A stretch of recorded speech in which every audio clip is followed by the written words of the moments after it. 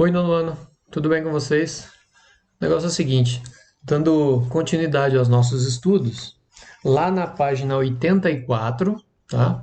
Vocês podem, quem tem um livro aí pode abrir então na página 84, a gente vai fazer o estudo da unidade 4 e acho que a unidade é a menor unidade que tem no livro, ela só tem 3 temas e nesses 3 temas nós vamos ver os tipos de substâncias químicas, os tipos inorgânicos, 4 tipos inorgânicos. Nós vamos ver o que são os ácidos, o que são as bases, o que são os óxidos e o que são os sais. Esses 4 tipos. Depois a gente vai ver também que tem algumas substâncias e alguns equipamentos que a gente usa para observar se uma substância ela é um ácido ou é uma base, tá?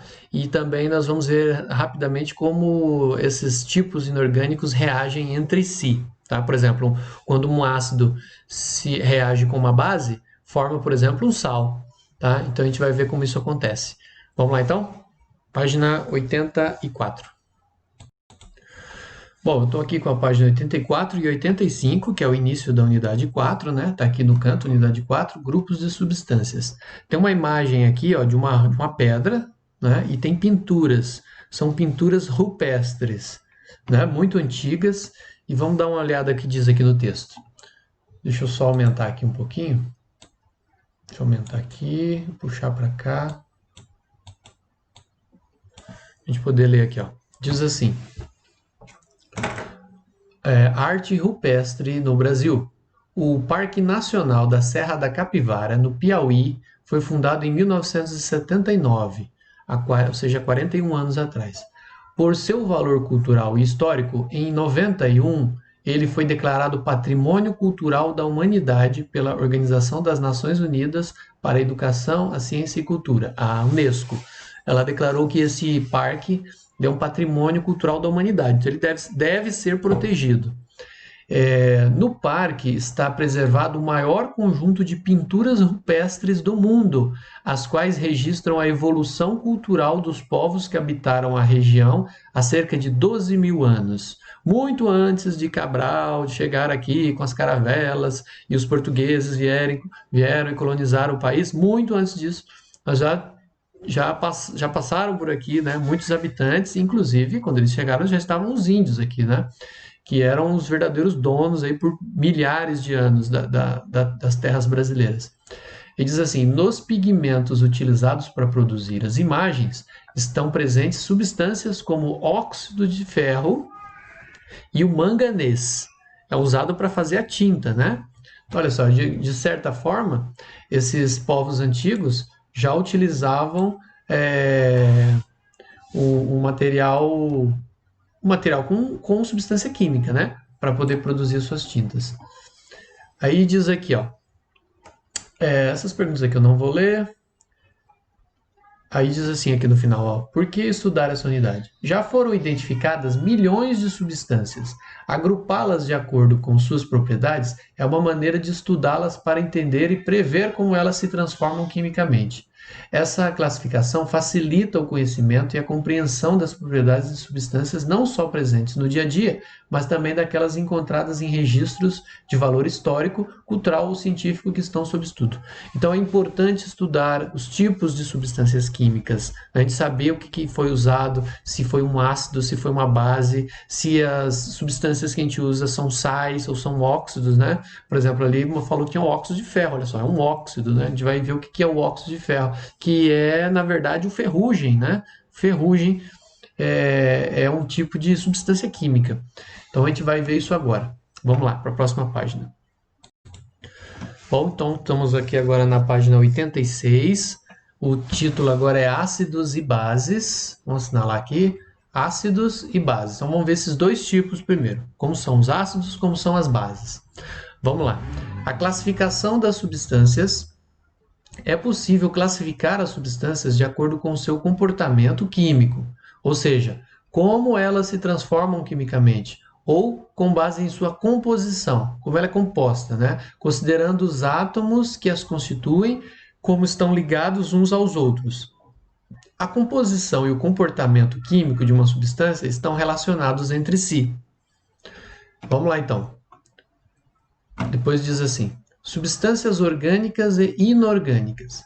Há menos de 2 séculos, acreditava-se, por exemplo, que substâncias de origem vegetal e animal só poderiam ser obtidas de seres vivos, e não por meio de síntese em laboratório. Ou seja, as substâncias que são retiradas de plantas e animais, eles acreditavam que só dava para tirar, só dava para existir, para ter, né, se tirar de uma planta de animal. Hoje em dia, no laboratório, a gente produz substâncias exatamente igual às que saem de plantas e animais, como óleos, proteínas, né, e até açúcares. Ao contrário de muitas substâncias de origem mineral que podiam ser sintetizadas artificialmente. Então, substâncias minerais dava para fazer em laboratório. O próprio óxido de ferro ou o próprio sal, né, de cozinha são substâncias inorgânicas, eles não vêm de seres vivos. Então, esses eram facilmente produzidos em laboratório. Com base nesse critério, as substâncias foram classificadas em orgânicas, a palavra orgânico vem de organismo, ou seja, de origem vegetal ou animal, e inorgânica, que a palavra inorgânico quer dizer que não é de um organismo, ou seja, é de origem mineral. Entretanto, essa classificação não era consenso entre os cientistas da época, então ainda não estava certo que ia ser desse jeito mesmo, né, que iam classificar as substâncias. Só puxar um pouquinho para cá. Aí diz assim, ó. Além disso, passaram a ser conhecidas reações que tornaram possível a obtenção de substâncias orgânicas em laboratório, sem tirar de plantas e animais, dava para produzir algumas também. Mas a classificação das substâncias em inorgânicas e orgânicas ainda é usada, a gente usa ainda até hoje. Um exemplo de composto classificado como inorgânico é o dióxido de silício.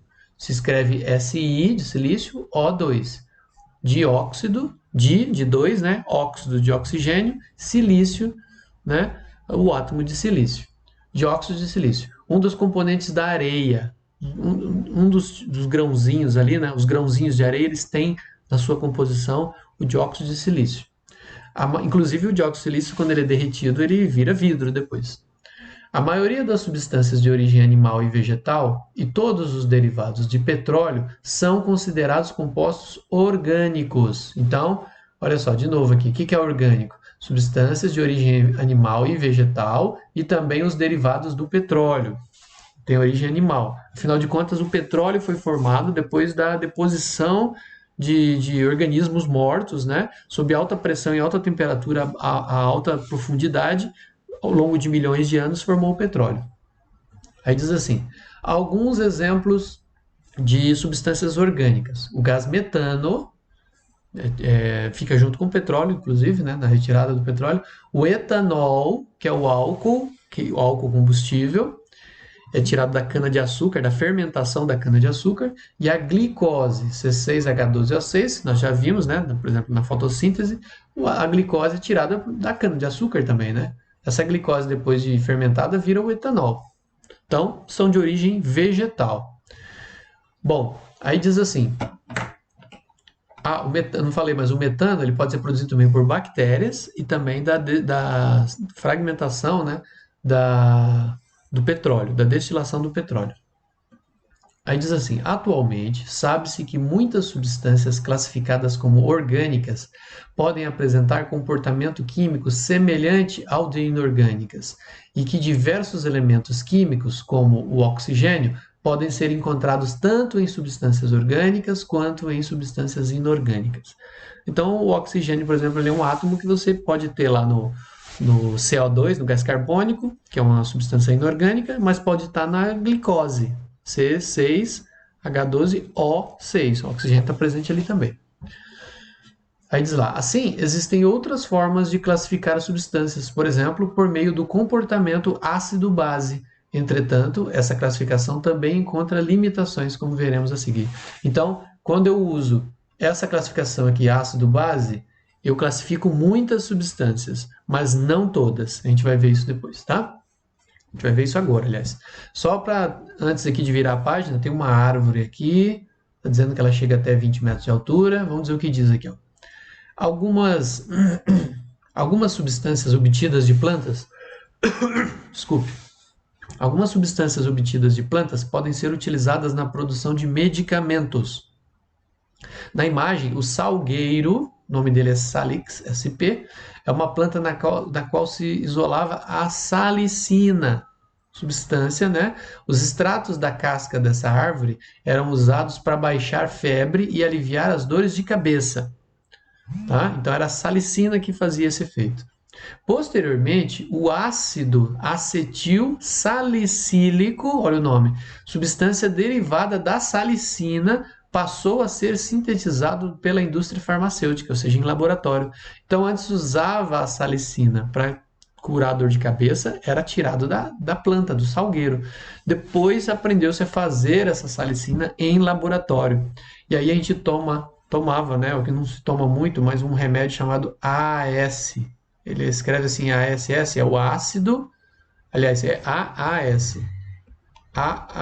AAS. Ácido acetil salicílico. É o AS. Aquele que você tem que tomar com leite, senão dói o estômago. E que você não pode tomar ele se tiver com suspeita de dengue, né? Porque ele provoca hemorragia com mais facilidade se a pessoa tiver dengue hemorrágica. Certo? Ok, então aqui foi um exemplo de substâncias que antes era tirada de plantas organicamente, mas depois foi produzido sinteticamente em laboratórios. Então vamos ver o que é esse comportamento ácido-base aqui. Vamos lá. Bom, então, já indo para a página 87, nós temos aqui primeiro os ácidos. Vamos ver como são os ácidos. Em meados do século XIX, 1850, as substâncias já eram classificadas em ácidas ou básicas, de acordo com determinadas características e seu comportamento em reações químicas. Então, os químicos já faziam separação em substâncias ácidas, substâncias básicas. Com base nas observações do cientista sueco Svante Arrhenius, ele viveu de 1859 a 1927, e nos experimentos de outros cientistas da época, foi formulada a seguinte teoria: os ácidos são substâncias que, quando dissolvidos em água, sofrem ionização, liberando íons de hidrogênio. Então, toda substância que é dissolvida em água e ela fica ionizada, ou seja, ela ganha ou perde elétrons, e nesse caso, ela forma hidrogênio na forma de H+, vamos colocar aqui do lado, ó, colocar aqui, ó, H+, toda substância que na água forma H+, que é o hidrogênio ionizado, é o hidrogênio que perdeu o elétron, tá? Da camada dele. Vocês lembram que o hidrogênio tem um próton e um elétron. Se ele perde esse elétron, ele fica só com um próton no núcleo, sem elétrons em volta, ele vira isso aqui, ó, esse H+. A gente chama isso aqui de hidrogênio ionizado, tá? Ou ionizável. Então, toda substância colocada em água formar esse H+, vai ser um ácido, tá? Essa é a definição. Agora vamos seguir aqui, ó. Observe a equação química a seguir, que representa a ionização de uma molécula de cloreto de hidrogênio. Em água, o processo são produzidos H+ e Cl-. Então, vai produzir o H+ e o Cl-. Olha lá, produziu o H+, então é ácido. Vamos ver aqui, ó.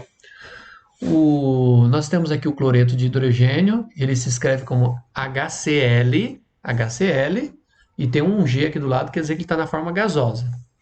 Aí depois nós temos aqui, na presença de água, vai formar H+, olha o H+ aqui, que é o íon hidrogênio, na forma aquosa, líquida, e o íon cloreto, o cloro menos aqui também na forma aquosa. Então, formou H+, é um ácido, certo?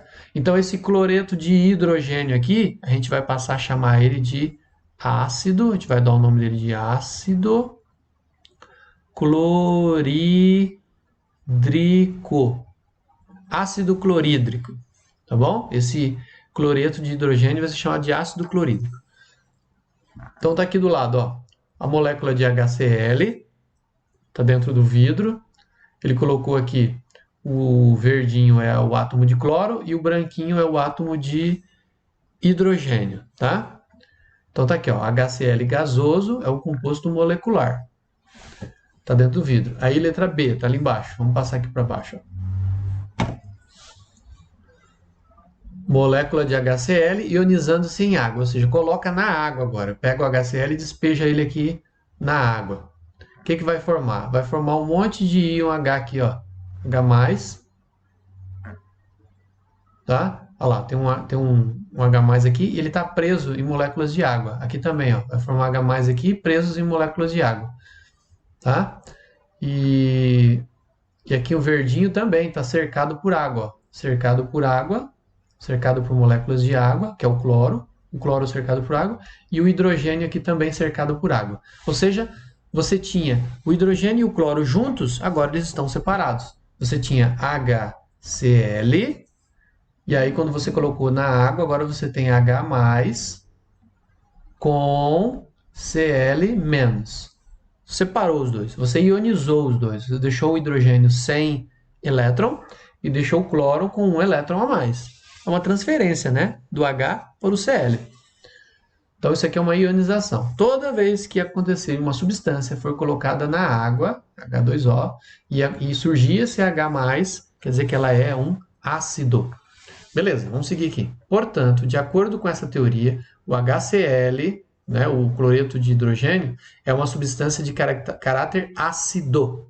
A solução aquosa de cloreto de hidrogênio é chamada de ácido clorídrico.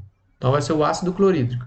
Nessa equação química, a notação AQ, esse AQ, indica que os íons formados ficam rodeados de moléculas de água. Solução aquosa. Foi o que eu mostrei aqui do lado, né? O desenho, ó. Você tem lá o cloreto cercado por moléculas de água, outro cloreto, aqui você tem o hidrogênio cercado por água e tem outro hidrogênio cercado por água, tá? Solução aquosa. Aí diz assim, os íons H+, produzidos pela ionização dos ácidos em água, são os responsáveis pela acidez da solução. Então, o que dá a característica de ácido para a solução é esse H+ aqui. É o hidrogênio ionizado. Aí diz assim, quanto maior for a quantidade de íons H+ produzida na ionização, maior será a acidez do meio. Quanto mais H+ você tem, mais ácido é aquele local, certo? Bom, ou aquela solução. Aí diz assim, muitas substâncias de caráter ácido estão presentes em alimentos. Nós temos alimentos ácidos que a gente ingere, como o ácido cítrico, está no limão e está em outras frutas cítricas, na laranja, né? Todas essas frutas que são um pouquinho ácidas, azedas, né? A gente vai ver que o azedo ele é uma característica do ácido, porque tem ácido ali, provavelmente o ácido cítrico. Depois nós temos aqui o ácido acético, está presente no vinagre. Nós temos o ácido málico, que está presente na maçã. E nós temos o ácido láctico, que é o ácido lático, está presente nos iogurtes. Tá? Dá aquele sabor um pouquinho azedinho, né? Bem de leve. Depois, alguns ácidos têm grande importância econômica, como o ácido nítrico, é o HNO3. Ele é usado para fazer fertilizante, fazer bomba também. O ácido fosfórico, tá aqui o ácido fosfórico. O ácido fosfórico é usado, por exemplo, para colocar é um dos ingredientes do refrigerante. E também serve para fazer fertilizante. O ácido sulfúrico, H2SO4, o ácido sulfúrico ele corrói muito forte, com muita força, então ele é usado para vários processos na indústria e até mesmo para desentupir ou para lavar calçada até. Que, entre muitas outras aplicações, são empregados na produção de fertilizantes. Olha aí, inclusive o ácido sulfúrico também, né? É usado para produzir fertilizante. Ok? Bom, aí aqui embaixo tem uma imagem, umas cores estranhas, né? Verde, parece ter umas montanhas ali ao longe, vermelho, tal, amarelado. Aí diz assim, lagos que existem nas crateras do vulcão Dalol, ou Daliol, acho que é Dalol, apresentam elevada acidez por causa da presença de ácido sulfúrico. Então, são lagos que têm muito ácido sulfúrico, próximos ao vulcão. A presença de elementos químicos como o enxofre e o ferro nos minerais dão origem às cores vibrantes da paisagem. Deserto de Danakil, na Etiópia, essa foto é de 2017. Então fica esse colorido aí, bonito, né? Devido à presença de ácido sulfúrico e de elementos químicos como o enxofre e como o ferro, que fazem essa paisagem ficar toda colorida aí. Beleza? Vamos para a página 88. Pois bem, nós vimos os ácidos, agora vamos conhecer as bases, né? Só para relembrar que o ácido forma H+ quando colocado em água, né? Vamos ver a base. As observações de Arrhenius, que é aquele cientista que estudou os ácidos e bases, também levaram à seguinte proposição: bases são substâncias que, ao serem dissolvidas em água, liberam os íons hidroxila, OH-. Isso. OH-. Vou colocar aqui do lado, OH-. Olha só, quem libera H+ são os ácidos. Quem libera OH-, que é a hidroxila, são as bases. Então, as bases produzem hidroxila, os ácidos produzem hidrogênio ionizado. Tá? Bom, então observe as reações químicas a seguir. Eu tenho isso daqui, ó, que é o NaOH, que tem sódio, oxigênio e hidrogênio. Tá? Isso aqui, na presença de água, ele forma Na+, que é o sódio ionizado, o cátion sódio, né? E forma aqui, ó, OH-. Olha o OH- ali, certo? E esse outro aqui, que é o cálcio com OH na forma sólida. Aqui tem um S de sólido também. Na presença de água, essa substância forma o cátion de cálcio na forma aquosa, ou seja, cercado por moléculas de água, e forma duas moléculas de OH-, de hidroxila, na forma aquosa, cercado por água também. Olha o OH- aqui de novo. Né? Então, quer dizer que essas duas substâncias são bases. E as bases, a gente dá nome, a gente coloca o nome de hidróxido, tá? Toda vez que for uma base, ela começa com o nome hidróxido. Esse primeiro aqui chama-se hidróxido de sódio. Sódio, porque tem o sódio aqui no início. Essa outra aqui, ó, vai ser o hidróxido de cálcio. Hidróxido de cálcio porque tem o cálcio aqui. Certo? Beleza? Agora continuando ali embaixo. Essas equações apresentam a dissociação iônica do hidrogênio de sódio, ou seja, você separa o hidróxido de sódio, você quebra ele de NaOH, você quebra ele para Na+, com OH-. Olha a hidroxila aqui. Isso quer dizer que você tem uma base, tá? Hidróxido de sódio. Continuando. E o do hidróxido de cálcio, né? Mesma coisa. Quebra o hidróxido de cálcio em hidroxilas e o cálcio, que ocorre quando essas substâncias são solubilizadas em meio aquoso, na água. Na dissociação iônica, os íons, que são os cátions e os ânions, que compõem uma substância, se separam.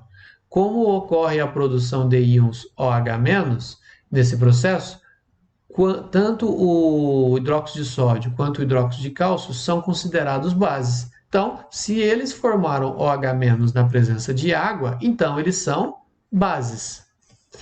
Beleza, aí continuando. As soluções aquosas nessas substâncias são geralmente chamadas de soluções básicas ou alcalinas. Então, são as soluções básicas ou alcalinas. Nós tínhamos os ácidos antes e agora nós temos as bases. As bases também são chamadas de soluções alcalinas. Bom, aqui do lado, pessoal, tem um remédio aqui, ó. O remédio do lado, o nome dele é hidróxido de alumínio. Hidróxido de alumínio. O que é o hidróxido de alumínio? Ele tem o OH e tem o alumínio. Quando ele é colocado em água, ele forma o OH-, ele forma a hidroxila. Então, ele é uma base. E o nome é hidróxido de alumínio. Isso aqui é um remédio e ele é um antiácido. Quando a gente está com o estômago muito irritado, né? Quer dizer que o estômago produz ácido, né? Ele produz o ácido clorídrico. E ele fica irritado, a gente toma o hidróxido de alumínio, que ele alivia a acidez. Ou seja, você usa uma base para aliviar uma acidez. A gente vai ver agora que quando uma base reage com um ácido, eles formam um sal e água.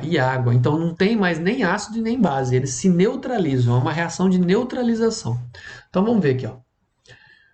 Quando uma substância de caráter básico é adicionada na água, os íons OH- produzidos são responsáveis pela alcalinidade da solução. Bom, isso aqui é a mesma coisa que aconteceu com o ácido, né? O H+ é o responsável pela acidez. O OH-, que é a hidroxila, é responsável pela basicidade ou pela alcalinidade da solução. Aí diz assim, quanto maior for a quantidade de OH- produzida, maior será a alcalinidade do meio. Quanto mais OH-, mais básico é uma substância, tá? Mais forte é a alcalinidade dela. Depois diz assim, substâncias de caráter básico estão presentes, por exemplo, nas cinzas da madeira, em diversos medicamentos e também em produtos de limpeza. Existe um produto chamado Diabo Verde. O Diabo Verde, a gente compra ele para jogar na pia, para desentupir o cano quando está cheio de gordura. Aquilo ali é uma base muito forte, é a soda cáustica, né? É essa soda que está aqui em cima, aqui, ó, NaOH. É uma base muito forte. Você joga ela no cano com água, aquilo esquenta muito, forma uma reação química ali que cria a hidroxila, o OH-, e isso vai desentupindo a gordura, vai se reagindo com a gordura e vai eliminando a gordura dali, e vai desentupindo, tá? Bom, aí diz assim, algumas bases têm grande importância industrial, como o hidróxido de sódio, que é isso que eu falei, a soda cáustica, cujo nome comercial aqui, ó, soda cáustica. Né? Vamos assinalar aqui, ó. O hidróxido de sódio ele é conhecido normalmente como soda cáustica. Aqueles grãozinhos brancos, né, que tem no vidro, que a gente não pode mexer nele, que lá é muito perigoso. Tá? Lá se for para a boca, a pessoa pode morrer. É muito forte. Se cair na pele, já pode machucar. Aí diz assim, essa substância é utilizada, por exemplo, na fabricação de sabão, de tecido e de papel. Então tem muita avó que compra soda para fazer sabão. Às vezes faz sabão com gordura. Faz uma reação lá entre a soda e a gordura e isso depois vira sabão. Para fazer tecido também e para fazer papel. A indústria de papel usa a soda junto com a celulose da casca das árvores para produzir o papel. Tá? Ok, então vamos aqui agora. Só um detalhe, né, para lembrar é que existem substâncias ácidas que são comestíveis? Existem. Existem substâncias ácidas que são perigosas? Tem. Né? Nós vimos lá que o ácido cítrico está no limão, ele é comestível. O ácido acético é comestível, está no vinagre, é o vinagre. Agora, existem ácidos perigosíssimos, como o ácido clorídrico. Ele é muito corrosivo. Ou o ácido sulfúrico é muito corrosivo. É venenoso, é tóxico, altamente tóxico, né? Altamente letal. E também nós temos bases que podem servir de alimentos. Temos, o hidróxido de alumínio é uma delas. Mas nós temos bases que podem provocar acidentes, são muito fortes. Sim, a soda cáustica que é o hidróxido de sódio. E muitos outros também são. Beleza? Então, muito cuidado com esse negócio de manusear substâncias químicas que a gente não conhece. Por isso o laboratório de química ele tem muitas regras que a gente tem que seguir, regras de segurança, né? A começar com a roupa adequada. Segundo, até com saída de emergência, identificação das substâncias e o manuseio correto das substâncias para a gente não provocar acidentes e não se machucar. Bom, aí está dizendo assim, reação química entre os ácidos e as bases. Eu já até adiantei, né? Se a gente reage um ácido com uma base, há uma neutralização. Essa neutralização, dependendo do tipo de substância, pode ser total, neutraliza totalmente, e aí você não tem mais base nem ácido, ou pode ser uma neutralização parcial. Vamos lá. Considere que certo volume de uma solução aquosa de ácido clorídrico, HCl, é adicionado em determinado volume de uma solução aquosa de hidróxido de sódio. Então você tem soda na água e você coloca ácido clorídrico com água ali também. Nessa mistura ocorre uma reação comumente chamada de reação de neutralização. É neutralização porque os dois vão perder o poder de ácido e o poder de base. Na qual os íons H+, olha só que interessante, o H+, proveniente do ácido, e o OH- proveniente da base, eles se juntam, se associam para formar molécula de água. Então, vou colocar aqui do lado de novo, ó. O H+, que vem do ácido, se junta com o OH- da base e forma o quê? Os dois juntos, ó. H, outro H e um O. Forma H2O. Forma o quê? Forma água. Então, antes eu tinha ácido e tinha base, agora eu não tenho mais nenhum dos dois, eu tenho água. Certo? Então, você neutraliza a acidez e neutraliza a alcalinidade. Bom, a reação pode ser representada pela reação química. Então, nós temos a reação química completa aqui, ó. Você tem H+ e o Cl-, que é do ácido clorídrico. Você tem Na+, que é o sódio, e tem o OH-, que é a hidroxila da soda. Esse aqui, ó, vai se juntar com esse aqui, vai formar água, tá aqui a água. E esse cloro aqui vai se juntar com esse sódio aqui, ó. Opa! Esse cloro vai se juntar com esse sódio aqui. E vai formar Na+ e Cl-. Isso aqui juntinho, pessoal, Na com Cl-, isso aqui é um sal, é o sal de cozinha, tá? É o sal de cozinha. Então, veja bem, você formou água e sal, tá? Na hora de fazer a reação de um ácido, que é o H+, vou colocar aqui, que é o HCl, né? É o ácido clorídrico, com o hidróxido de sódio, que é a soda cáustica, certo? Formou isso aqui, ó. Ok, aí diz assim, o único produto da reação representado acima é a água. Os íons sódio e cloreto, respectivamente cátions e ânions, permanecem dissociados na solução. O cloreto e o sódio ficam ali ainda separados, né, pelas moléculas de água, sem participar efetivamente da reação. Entretanto, se ocorrer evaporação de todo o solvente da solução, ou seja, a água, se você colocar para evaporar, só vai sobrar quem no recipiente? O sódio e o cloro. Eles vão se juntar e vão formar o cloreto de sódio, que nada mais é do que o sal de cozinha. Essa substância pode ser classificada em sal, categoria que será estudada no próximo tema, certo? Então, se você juntar aqui, ó, escrevendo aqui embaixo, um ácido mais uma base, você vai obter um sal e também vai obter água. Água, ok? E aí você neutraliza, você não tem mais um ácido, não tem mais uma base. Poderia até ter um ácido perigoso, uma base perigosa, que é esse caso aqui em cima, tá? O cloreto, o ácido clorídrico é perigoso e a soda cáustica é perigosa, o hidróxido de sódio, certo? Aí você forma um sal, que ele é mais inocente, né? Não tem tanto perigo, e a água que não tem perigo nenhum. Beleza? Ok. Bom, pessoal, aí ainda na página 88, tem ali de olho no tema, no cantinho, né? E é um exercíciozinho para a gente fazer aqui, ó. Ele diz assim, para cada uma das substâncias a seguir, identifique se ocorre ionização ou sua dissociação iônica em água, representando o processo por meio de uma equação química. Indique quais substâncias são ácidos e quais são bases, segundo a teoria apresentada nesse tema. Bom, vamos colocar aqui letra A. Letra A ele tem assim, KOH na forma sólida, S de sólido, tá? Essa substância, pessoal, ela é conhecida como hidróxido de potássio. Hidróxido de potássio. Tá ali, ó. Tá? E aí o que acontece? Quando a gente coloca ela na água, vou colocar aqui H2O, ela forma o potássio sozinho, o potássio mais, na forma aquosa, né?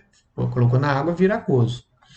E hidroxila OH- também na forma aquosa.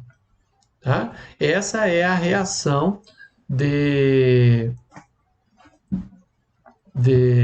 reação de dissociação. Você dissocia, você separa aqui, ó, você separa aqui no meio, formando o potássio e a hidroxila separados. Se formou hidroxila, pessoal,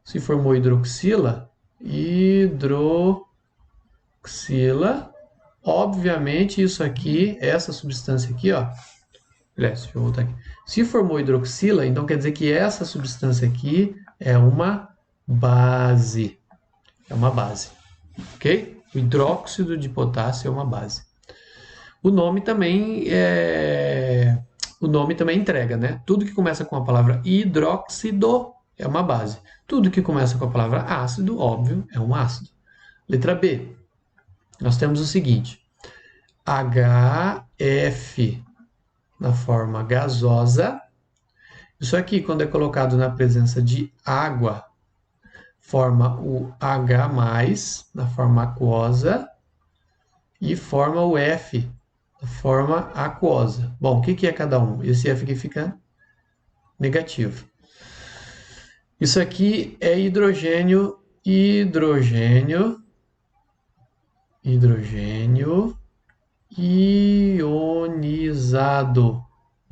Ou seja, ele perdeu o elétron. Toda vez que a gente tem um hidrogênio ionizado, a gente então sabe que essa substância aqui é um ácido. É um ácido. E o nome desse ácido aqui é ácido, o nome dele é ácido fluorídrico. Fluorídrico, tá? Então, formou H+ aqui, ó. Então, é ácido, ok? Vamos pegar a letra C aqui. Vou subir aqui. Letra C, ele tá assim, BA, abre parênteses, OH2. Isso aqui está na forma sólida. Aí, o que acontece? Colocando ele na presença de água, H2O, você tem a separação do Ba, que é o bário. O bário fica assim, positivo, fica duas vezes positivo, porque ele perde 2 elétrons, tá? E o OH-, na verdade são 2 moléculas de OH-. Isso daqui, o que é isso daqui? Isso aqui é uma hidroxila. Se é uma hidroxila, então quer dizer que isso daqui é uma base. Tá? Se formou hidroxila, quer dizer que a substância é uma base. Ok, e aí por último, a letra D. Vou colocar aqui embaixo. Ó. Letra D. Nós temos HNO3 na forma líquida. Você colocou na água, H2O, você tem uma separação do H+ com o NO3-. Fica assim, o que formou aqui? Ó? O que formou aqui? Hidrogênio ionizado. Ou seja, que perdeu o elétron.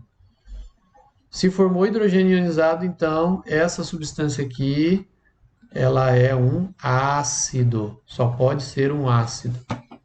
Tá? Só pode ser um ácido. Bom, então vou só marcar aqui com cores, né? Ah, tá, e o nome, né? Faltou o nome. O nome dessa substância aqui, HNO3, é ácido nítrico. Beleza? Bom, voltando ali, ó, com cores agora. Você tem essa substância aqui, formou hidroxila, então é uma base. Você tem essa substância aqui, forma gasosa, formou hidrogênio ionizado, é um ácido. Depois aqui embaixo, você tem essa substância aqui, formou hidroxila, então é uma base. Faltou pôr o nome nessa aqui, né? Vamos pôr o nome nessa aqui. Essa substância, o nome dela é hidróxido de bário. Hidróxido de bário. Certo? E aí aqui por último, você tem essa substância aqui, HNO3, formou H+, então é um ácido, certo? Repare que sempre o ácido começa com a palavra ácido e a base sempre começa com a palavra hidróxido. Se não começar com nenhum desses dois, provavelmente não é nem um ácido, nem uma base. Por exemplo, o sal de cozinha. O sal de cozinha é cloreto de sódio. Não começa nem com a palavra ácido e nem com a palavra hidróxido. Então, o cloreto de sódio, ou ele é um sal ou ele é um óxido. Como ele não começa com a palavra óxido, porque depois a gente vai ver que os óxidos sempre começam com a palavra óxido, então ele é um sal, tá bom? Bom, vamos seguir então. Bom, pessoal, eu vou parando por aqui nesse primeiro vídeo, né? Falamos de ácidos e bases, olha só, aqui, né? Foi na página 86, né? 86, vimos ácido e base, como o ácido forma o hidrogênio, H+, e como a base forma o OH-, que é a hidroxila, né? Nós vimos até aqui nessa página aqui, 88. Daqui a pouco eu vou fazer outro vídeo falando então do tema 2, sais e óxidos, tá? E depois a gente já vai ver aqui o tema 3, indicadores ácido-base, como a gente usa algumas substâncias para descobrir se algo é ácido ou básico. E pronto, a gente já vai para a atividade e vai terminar essa unidade, ok? Então, nos vemos daqui a pouco. Dá tempo de tomar um cafezinho, descansar um pouco a mente, né? Você com certeza aí fez as suas anotações no caderno, né? E agora, daqui a pouco, a gente vai fazer as anotações de sais e óxidos. Até já, pessoal. Abraço.